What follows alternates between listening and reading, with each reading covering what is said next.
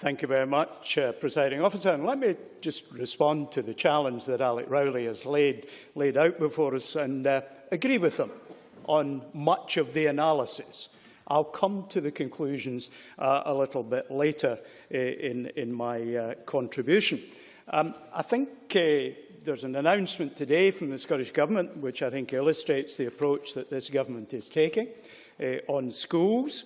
The Government has reached agreement with all of the local authorities, as we know, to maintain teacher numbers, important to train the next generation, but £100 million to improve educational attainment in Scotland's most disadvantaged communities that was announced last month reinforces what we're doing, and today's £21 million for investing or constructing in new school facilities is very much to be welcome. So this Government is addressing the issue of raising the attainment levels of people in communities across Scotland. The Schools for Future programme will create over 100 new schools over the length of it. Now, we know that the Scottish Government has a view about what should be happening in the UK and the effects that that should have in Scotland in the £180 billion more that we should be spending. It's worth looking at what the OBR has to say about the UK Government's policy. They say that it will result in cuts to day-to-day spending on public services around £94 billion. That doesn't mean very much. I haven't ever seen £94 billion sitting in a pile. But when you say it's £1,800 a head, you realise why there is that fiscal drag on the domestic economy of far too many people in our country. Now, I'm going to make a proposal, whether it will be welcomed by the Minister, the Cabinet Secretary or not, I'm not certain. And that is that perhaps we might think about, in our expenditure, looking at projects that have a particular characteristic I haven't seen discussed very much. And that is a characteristic that enables more of the money to be retained in communities. And that means probably trying to spend more of our money on smaller projects. Because the big projects will always attract international competition, and with it the risk that more of the money goes elsewhere. Smaller projects, more of the money is likely to stay in our local communities. And I think that addresses perhaps some of the point that underlay the contribution of Alec Rowley. It's a point I have. I will, yes. Nigel Toyne.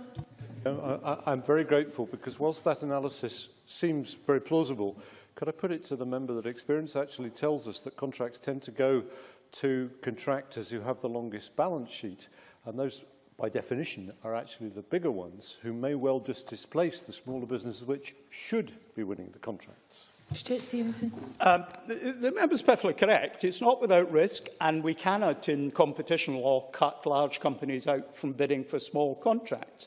But inevitably, if you have to transport people and goods across the country to work on a small contract, your overhead costs rise. So there is an intrinsic advantage in looking at small contracts. Now, let me just move to tertiary education, having said a little bit about primary and secondary. I absolutely welcome the raising of the modern apprenticeships from 15,000 to 25 and the objective to raise it to 30,000. Alec Rowley talked about shortage of skills electricians, and indeed engineering companies in my constituencies report skills shortages as well, mainly because people get poached for other higher paid posts. But I very much welcome the modern apprenticeship, the focus on delivering employability through the modern apprenticeship scheme, and the focus through our colleges on delivering on employability. I think that's extremely good news indeed. Now, it's always interesting when you look at a debate and you find that all the opposition parties in their amendments simply delete everything that the government says after that the Parliament.